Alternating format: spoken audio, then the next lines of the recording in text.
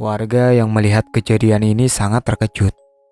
Mereka percaya jenazah yang jatuh menandakan bahwa si mayit akan bergentayangan. Tetapi, sebagian warga pun sudah mengetahui kalau ibu seorang sanda.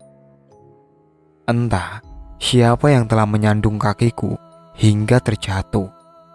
Saat dilihat tempat terjatuh tadi, tak ada apapun yang bisa menyebabkan aku terjatuh. Bingung, kenapa bisa terjadi?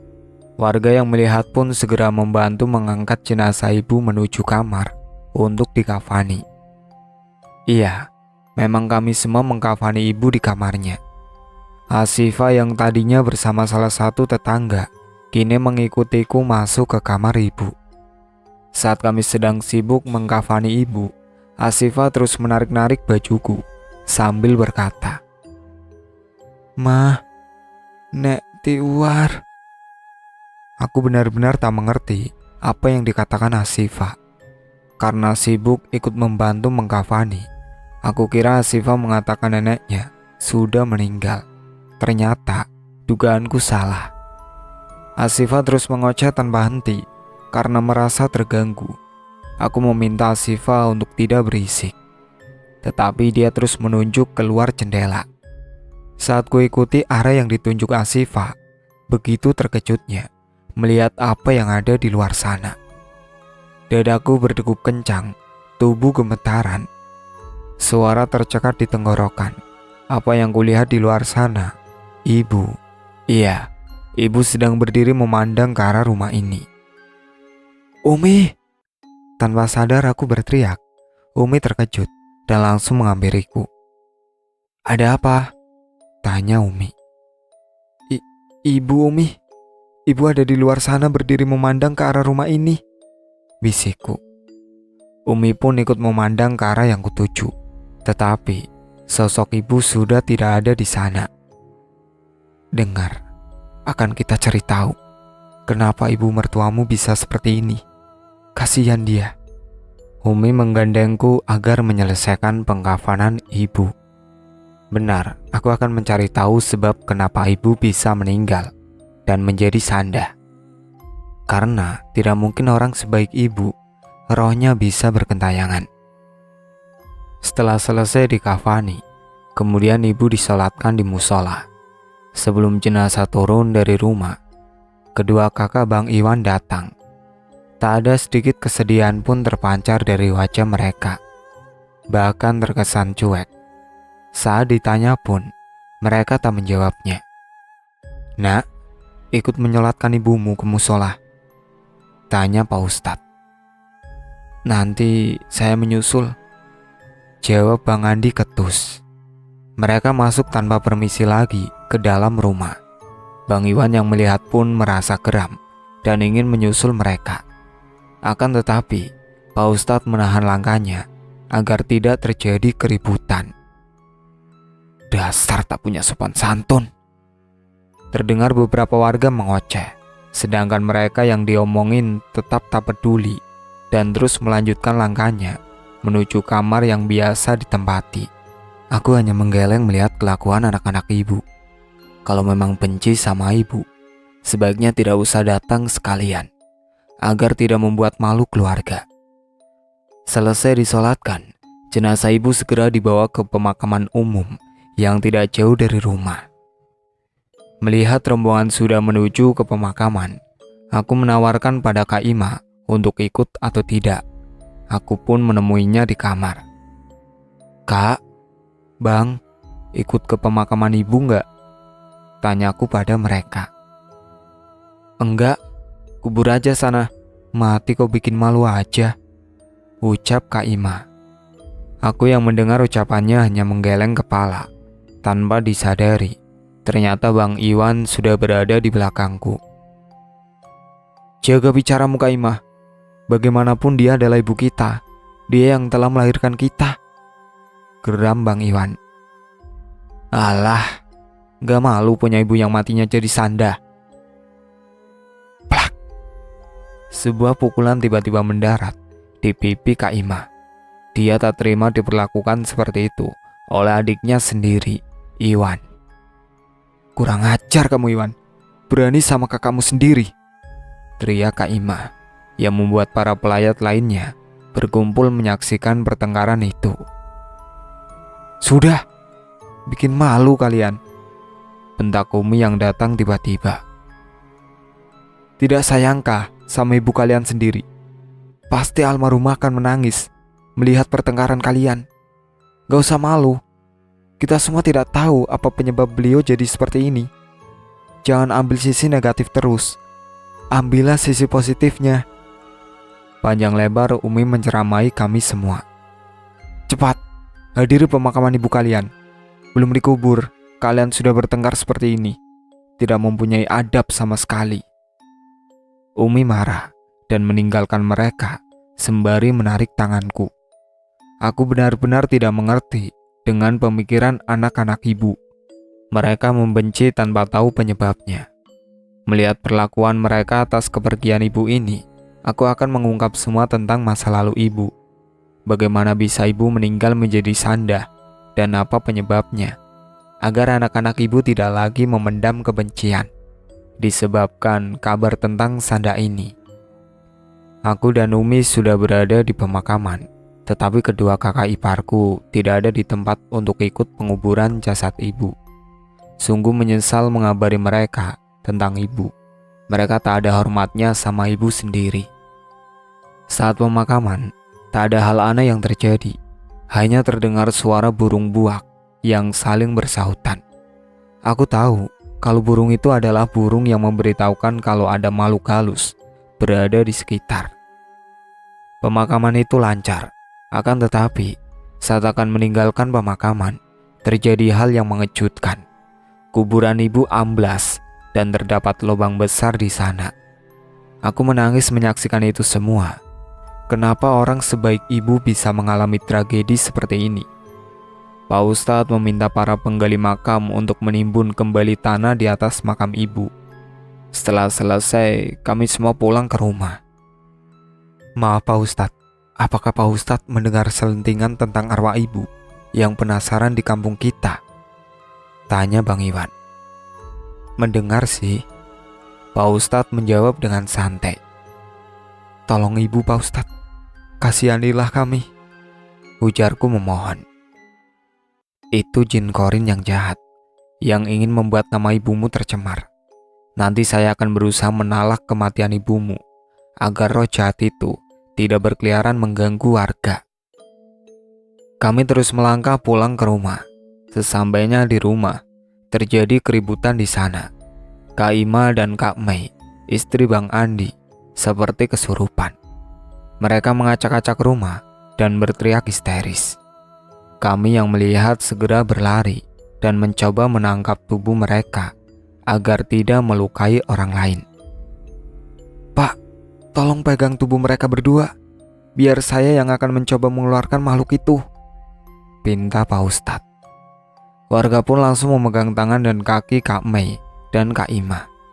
Jin yang merasuk ke tubuh mereka hanya tertawa terbahak-bahak, kemudian pergi meninggalkan tubuh itu. Kak Ima dan Kak Mei digotong ke kamar tamu. Mereka kami biarkan untuk beristirahat terlebih dahulu. Sementara itu, kami pun melaksanakan tahlilan untuk almarhumah ibu. Acara tahlilan selesai sekitar jam 9 malam. Saat semua warga pamit, aku dan Bang Iwan segera membereskan semuanya. Sedangkan kakaknya Bang Iwan tak ada satupun yang mau membantu kami. Jam 10 malam, aku dan Bang Iwan segera beristirahat. Karena kecapean, kami tertidur sangat pulas. Aku terbangun saat mendengar suara gaduh di dapur.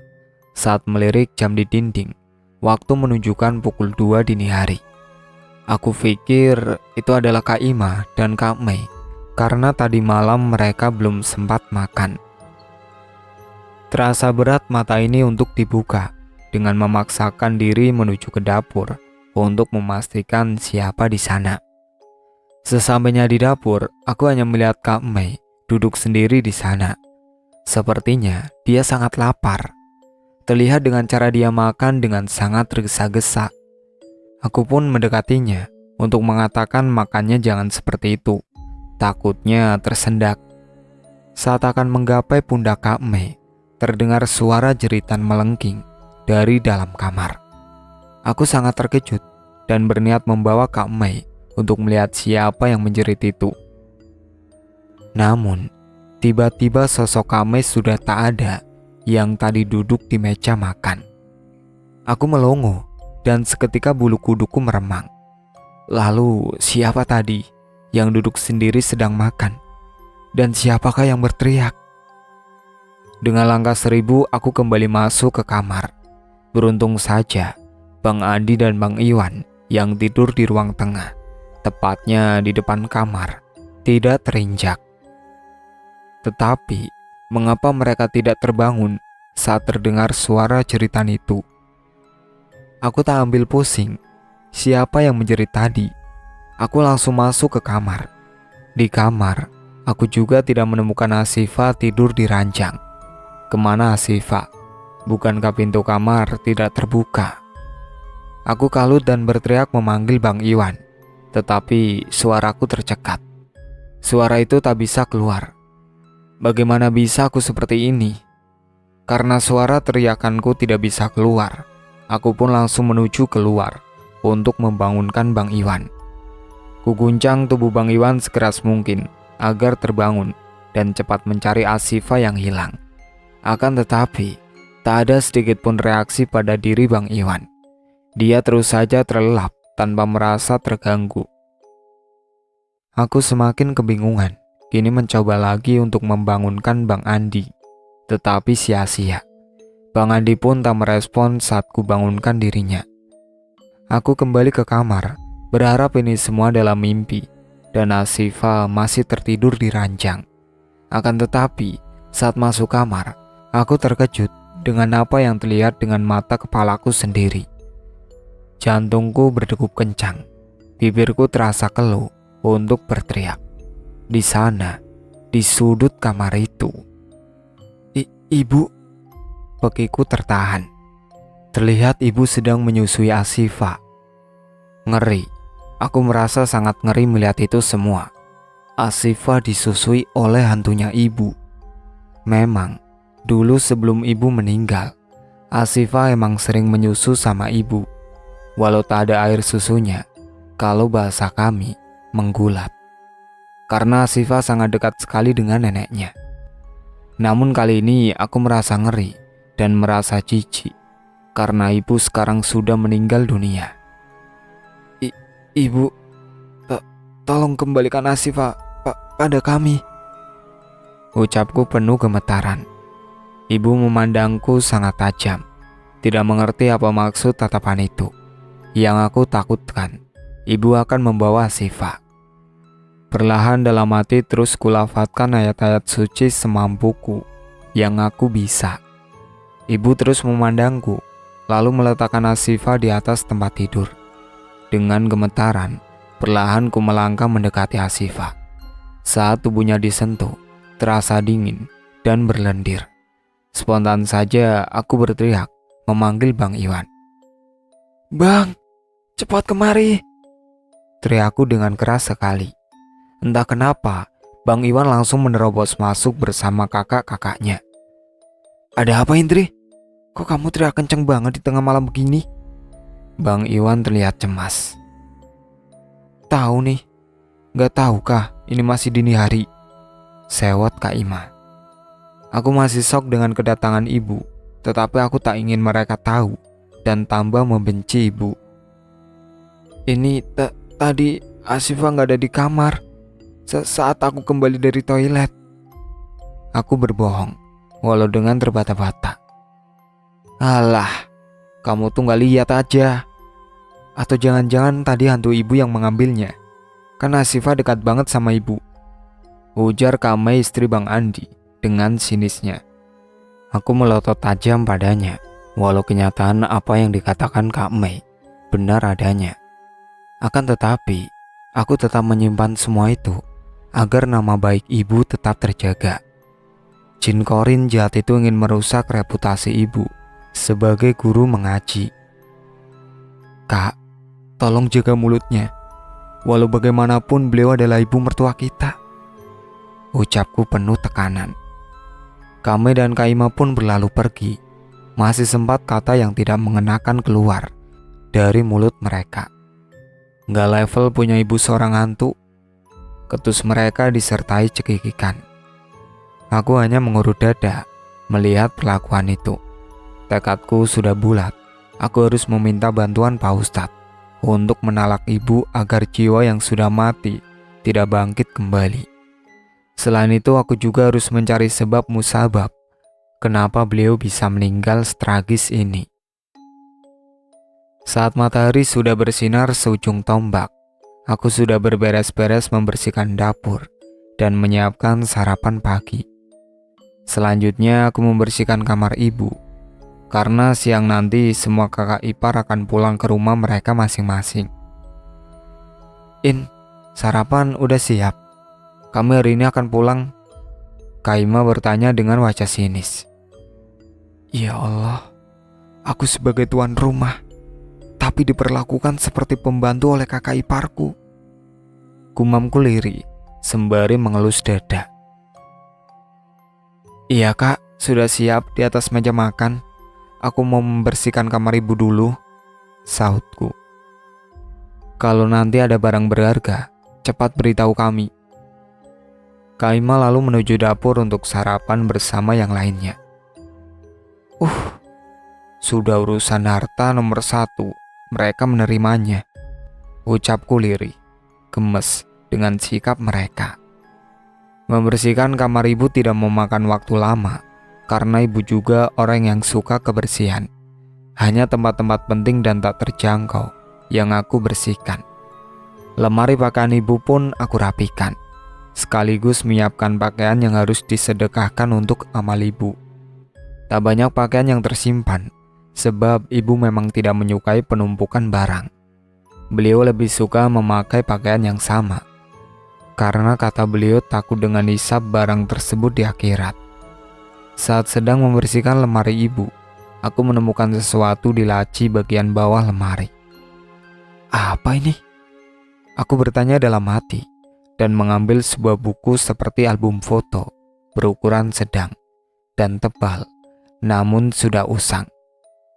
Perlahan kubuka dan ternyata sebuah catatan harian. Awalnya, aku mengira itu adalah sebuah album foto, karena bentuk depannya seperti sampul foto. Namaku Maimunah. Teman-teman sering memanggilku Mai. Aku tersenyum melihat tulisan ibu yang rapi dan tersusun sangat indah di buku itu. Ternyata ibu muda sangat suka menulis buku harian. Tidak seperti zaman sekarang yang suka mengupdate status di aplikasi biru ataupun hijau. Tulisan itu masih sangat jelas untuk dibaca. Ibu begitu rapi menyimpan semua kenangannya. Salah satu buku harian ini terpampang jelas tanggal, bulan, dan tahunnya di buku tersebut. Aku pun iseng membaca sebagian isi buku tersebut, sampai pada bagian sesuatu yang sangat penting dan wajib diketahui oleh anak-anaknya, agar mereka tidak terus menyalahkan dan membenci ibu dengan kematian yang tak wajar. Astagfirullah. Aku menutup mulut dengan kedua tangan. Tak terasa air mataku menetes membasahi pipi dan jatuh di buku harian tua itu. Jadi inikah penyebab kenapa ibu bisa meninggal menjadi sanda dan rohnya gentayangan?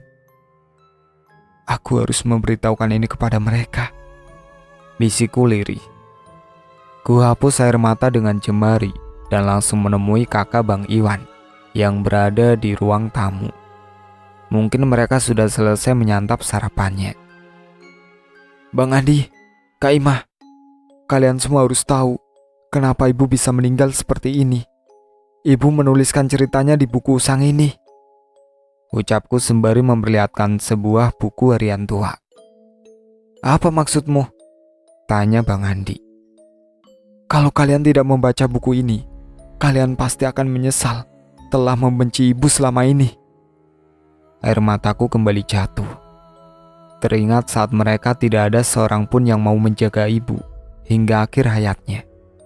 Bang Andi mengambil buku itu dari tanganku dan mulai membacanya.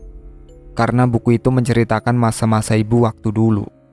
Aku pun membuka bagian penting yang harus mereka baca. Mereka terkejut dan mulai menangis terseduh, menyesali perbuatan yang sudah terlambat untuk disesali. Sampai di sini dulu ceritanya. Nantikan cerita kelanjutannya di part berikutnya. Sekian dari saya.